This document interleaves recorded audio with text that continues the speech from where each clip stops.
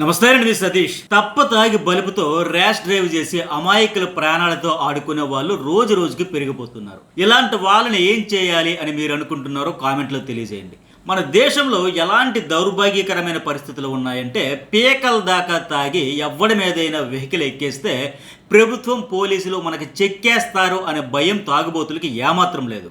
కానీ కష్టపడి చదివి ఉద్యోగాలు చేస్తూ, వ్యాపారాలు చేస్తూ, కుటుంబాల కోసం రేయింబవళ్ళు కష్టపడే కష్టజీవులు మాత్రం రోడ్డు ఎక్కాలంటే భయపడే పరిస్థితి. అన్యాయంగా ఏ బలిసిన తాగుబోతే ఎదవో వచ్చి గుద్దేసి చంపేస్తాడో తెలియదు. ఆ బిడ్డ చనిపోవడమే కాదు, వాళ్ళపై ఆధారపడిన కుటుంబాలు కూడా రోడ్డును పడిపోతా ఉన్నాయి. కొన్నాళ్లకు మానసిక వ్యధతో వాళ్ళు ఈ లోకాన్ని వదిలేస్తా ఉన్నారు. కుటుంబంలో ఒక వ్యక్తిని కోల్పోవడంతో మానసికంగా, శారీరకంగా అన్ని రకాలుగా అనారోగ్యం పాలైపోయి పాపం దిగులుతో ప్రాణాలు వదిలేస్తున్న పరిస్థితి చాలా సందర్భాల్లో, చాలా కేసుల్లో చూసాం.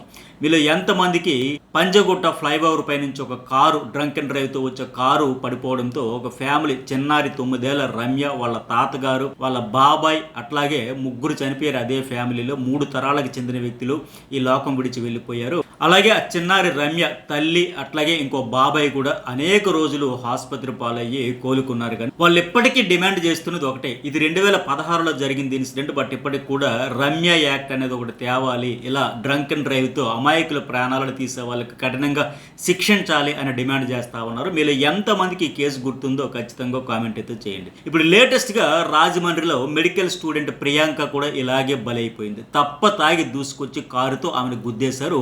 ఇప్పుడు ఆ కుటుంబం మొత్తం చితికిపోయింది.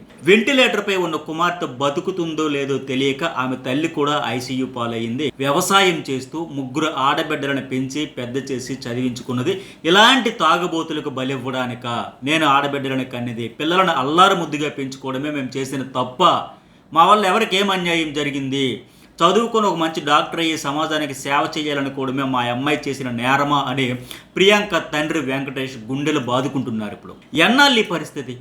ఒక వ్యక్తిని చంపితే తప్పు, కానీ అదే వ్యక్తిని కారుతో గుద్దేసి చంపేస్తే తప్పే. కానీ మరీ అంత పెద్ద తప్పు అయితే కాదు. ఇది మన వ్యవస్థ. అందుకే హత్య చేసిన వాళ్ళలో ఉండే భయం కారుతోనో బైక్తోనో గుద్దేసి చంపేసే వాళ్ళలో ఉండట్లేదు. ఖచ్చితంగా ఈ చట్టాల్లో మార్పులు రావాలి. ప్రధానంగా తాగి వాహనాలు నడిపి గుద్ది చంపేస్తున్న వాళ్ళకు కూడా హత్యా నేరాలుగానే పరిగణించి శిక్షలు వేయాలి. అలాంటి చట్టాలు రావాలి. ఈ మార్పు ఖచ్చితంగా మన దేశంలో, మన సమాజంలో రావాలి. తాగి ఏదో ఒక గదిలో పడి దొర్లితే పర్వాలేదు, కానీ వెహికల్ ముట్టాలంటే గజగజ వణికే చట్టాలు, అలాంటి శిక్షలు, కఠినమైన శిక్షలు వేయాలి. మరి మీ అభిప్రాయం కూడా ఇదే అయితే ఖచ్చితంగా కామెంట్లో తెలియజేయండి. అసలు ఏం జరిగిందంటే, తూర్పుగోదావరి జిల్లా రాజానగరం జిఎస్ఎల్ మెడికల్ కాలేజీలో ఉమేష్ పీజీ రేడియాలజీ చదువుతూ ఉన్నాడు, ప్రియాంక డెర్మటాలజీ చదువుతున్నారు. ఈ ఇద్దరు మెడికల్ స్టూడెంట్లు ఆగస్టు 3న రాజమండ్రిలో ఏవిఏ రోడ్లోని ప్రసాద్ ఆదిత్య మాల్లో ఫస్ట్ షో సినిమా చూడడానికి అయితే వెళ్ళారు. అదే రోజు అదే మాల్లో సెకండ్ షో చూడడానికి రాజమండ్రి సమీపంలోని నామవరానికి చెందిన సురవరపు దుష్యంత్, అట్లాగే లాలా చెరువు ప్రాంతానికి చెందిన ఆండ్రూ విలియం జోసెఫ్ ఎడ్వర్డ్ అనే ఇద్దరు వచ్చారు. అయితే వీళ్ళిద్దరూ ఫుల్గా మద్యం తాగి ఉండడంతో థియేటర్లోనికి అనుమతి లేదని అక్కడున్న సెక్యూరిటీ సిబ్బంది అడ్డుకున్నారు. దీంతో ఆ సెక్యూరిటీ సూపర్వైజర్తో వీళ్ళిద్దరూ గొడవ పడ్డారు. మేము తాగి ఉన్నట్లు ప్రూవ్ చేయంటూ దురుసుగా గొడవకు దిగారు. తొడగొట్టి సవాళ్ళు కూడా చేశారు తాగిన మైకంలో. దీంతో వాళ్ళు బ్రీత్ అనలైజర్ తెచ్చి టెస్ట్ చేశారు. ఇద్దరు మద్యం తాగినట్లు తేలింది. దీంతో మూసుకుని దుబ్బేయండి, తాగుబోతులకి ఎక్కడ పర్మిషన్ లేదు, అలౌ లేదు అంటూ థియేటర్లో నుంచి బయటికి గెంటేశారు. దీంతో అప్పటికే మూర్ఖత్వంతో వాళ్ళిద్దరూ ఉన్నారు, గొడవకు దిగారు.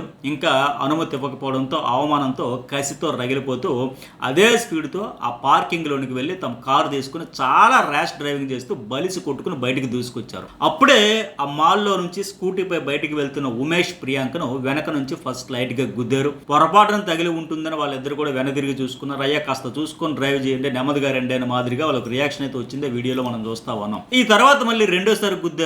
ఈసారి తేరుకునే లోపే మూడోసారి గుద్దుకుంటూ వెళ్ళిపోయారు. అక్కడే చుట్టూ చాలా మంది పిల్లలు, కుటుంబాలతో కలిసి ఉన్నారు.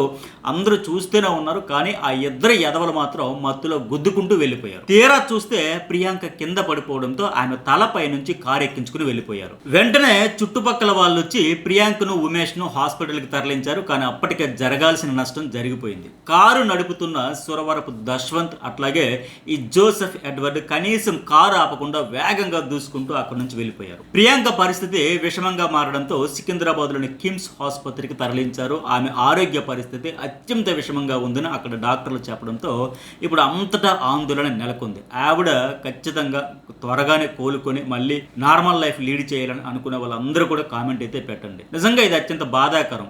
ఏ పాపం చేయకుండా వీళ్ళ దుర్మార్గానికి ఆవిడ బలైపోతుందంటే అత్యంత బాధాకరం. ప్రస్తుతం బ్రెయిన్ డెడ్ అయ్యి చికిత్సకు స్పందించడం లేదని ఆమె తండ్రి వెంకటేష్ చెప్పారు. కొన్ని రోజులైతే తమ కూతురు కూడా డాక్టర్గా సేవలు అందించేది, బట్ ఇప్పుడు ఐసీయూలో ఉండాల్సి వచ్చిందంటూ వెంకటేష్ ఏడుస్తుండడం చూస్తే అందరికీ కన్నీళ్ళు వస్తున్నాయి. డాక్టర్లు అయితే 1% ఛాన్స్ ఉన్నా బతికిస్తామంటా ఉన్నారు. ఇంతటి కష్టం ఏ తల్లిదండ్రికి రాకూడదు అంటూ వెంకటేష్ తీవ్ర ఆవేదన వ్యక్తం చేస్తూ చెప్పడం చూస్తే ఆ తండ్రి పడే వేదన ఎలాంటిదో అర్థం చేసుకోవచ్చు. ఆప్నియా టెస్ట్కు వైద్యులు తీవ్రంగా ప్రయత్నిస్తున్నారు. ఆ టెస్ట్ చేయాలంటే సోడియం లెవెల్స్ తక్కువగా ఉండాలి. నిన్నటికి చాలా ఎక్కువగా ఉండేవి. వైద్యుల ప్రయత్నంతో 160కి సోడియం లెవెల్స్ తగ్గే, ఇంకా తగ్గితే చికిత్సకు ప్రియాంక శరీరం సహకరిస్తుందని వైద్యులు చెప్పినట్లు వెంకటేష్ చెప్పారు. అసలు ఏ పాపం చేసిందని నా కుమార్తెను కారుతో తొక్కిస్తారు, వెనక్కి వెళ్ళి మళ్ళీ ముందుకు వచ్చి కారుతో గుద్దారంటే ఏం చెప్పాలి?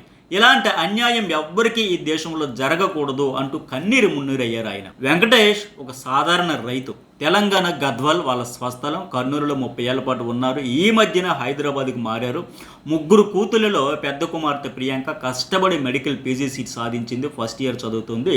అయితే ప్రియాంక చిన్నప్పటి నుంచి ఒక లక్ష్యం పెట్టుకుని కష్టపడి చదివింది. డాక్టర్ అవ్వాలి, మంచి పేరు తెచ్చుకోవాలని. ఆమె ఆ ప్రయత్నాల్లో ఇప్పటికే సక్సెస్ అయ్యింది. సో మిగతా 2 చెల్లెలతో పాటు వాళ్ళ ఫ్యామిలీలో తర్వాత తరం పిల్లలకు కూడా ఒక స్ఫూర్తిగా నిలిచింది. మనం కూడా ప్రియాంక అక్కలాగా బాగా చదవాలి, డాక్టర్ అవ్వాలి, పేరు తెచ్చుకోవాలి, సెటిల్ అవ్వాలి. ఇట్లా వాళ్ళ ఫ్యామిలీ అంతటి కూడా ఈ అమ్మాయి ఒక రోల్ మోడల్గా నిలిచింది. అయితే ఈ అమ్మాయి ఫ్రెండ్తో సినిమాకి వెళ్తున్నాను అంటే తండ్రికి ఫోన్ చేసి చెప్పింది.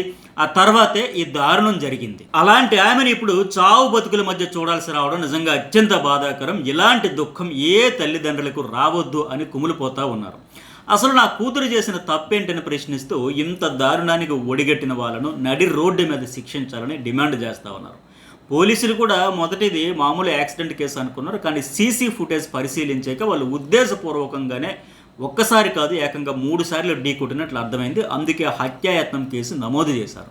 ఈ ఘటనలో గాయపడి ఆసుపత్రిలో చికిత్స పొందిన ఉమేష్ ఇచ్చిన వాంగ్మూలం ఆధారంగాను అట్లాగే థియేటర్ మేనేజర్ విజయ్ ఫిర్యాదుతో పోలీసులు అయితే కేసు నమోదు చేశారు. ఈ అమ్మాయి తండ్రి వెంకటేష్ కూడా వెళ్ళి పోలీసులకి అయితే ఫిర్యాదు చేశారు. వాళ్ళు కావాలని చేశారు, ఒకసారి అయితే పొరపాటు అనుకోవచ్చు, 3 సార్లు గుద్దారు. ఆ ఉద్దేశంతో ఇప్పుడు సెక్షన్లు కూడా మార్చి కఠినమైన శిక్షలు పడే మాదిరిగా సెక్షన్లు కూడా మార్చి మళ్ళీ ఆయన కేసు అయితే ఫైల్ చేశారు. ఈ కేసులో A1గా సురవరపు దశ్వంత్, అట్లాగే A2గా ఆండ్రూ జోసెఫ్ ఎడ్వర్డ్స్పై BNSలోనే వివిధ సెక్షన్లతో పాటు కేసులు నమోదు చేసి ఇద్దరిని అరెస్ట్ చేశారు. నిందితులిద్దరిని రాజమండ్రిలోనే 2వ ఫస్ట్ క్లాస్ మేజిస్ట్రేట్ ముందు హాజరుపరిచారు.